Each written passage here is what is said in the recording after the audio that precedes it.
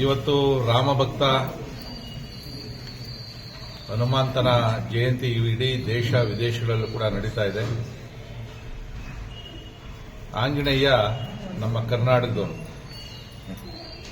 ತುಂಗಭದ್ರಾ ನದಿಯ ದಡದಲ್ಲಿರ್ತಕ್ಕಂಥ ಕಿಷ್ಕಿಂಧೆಯಲ್ಲಿ ಜನಿಸಿದಂಥ ಆಂಜನೇಯನನ್ನ ನಾವೆಲ್ಲ ಕೂಡ ಬಹಳ ಭಕ್ತಿಯಿಂದ ಆರಾಧಿಸ್ತೀವಿ.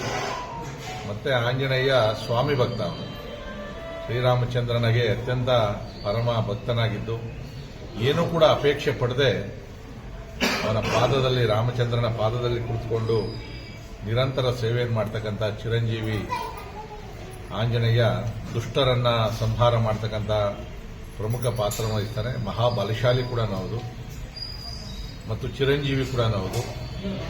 ಆಂಜನೇಯ ಇನ್ನೂ ಕೂಡ ಇದ್ದಾನೆ, ನಮ್ಮನ್ನೆಲ್ಲ ನೋಡ್ತಾ ಇದ್ದಾನೆ ಅಂತಕ್ಕಂಥ ಭಾವನೆ ನಮ್ಮ ಹಿಂದೂಗಳಲ್ಲಿದೆ. ಆಂಜನೇಯನ ಭಕ್ತಿಯಿಂದ ಕೇಳ್ಕೊಂಡ್ರೆ ನಮ್ಗೆ ಬೇಕಾಗಿರ್ತಕ್ಕಂಥ ವರವನ್ನು ಕೊಡ್ತಾನೆ ಅಂತಕ್ಕಂಥದ್ದು ಪ್ರತೀತಿ.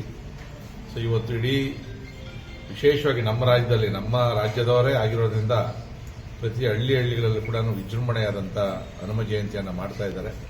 ಈ ನಂಬಿಕೆನೇ ಇವತ್ತು ಇನ್ನೂವರೆಗೂ ಈ ನಮ್ಮ ದೇಶ ಇನ್ನೂ ಉಳ್ಕೊಂಡಿರೋದಕ್ಕೆ ಕಾರಣ.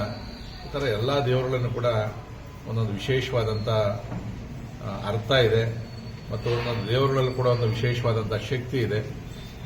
ಅದನ್ನು ನಾವೆಲ್ಲ ಕೂಡ ನಂಬಿರ್ತಕ್ಕಂಥವ್ರು.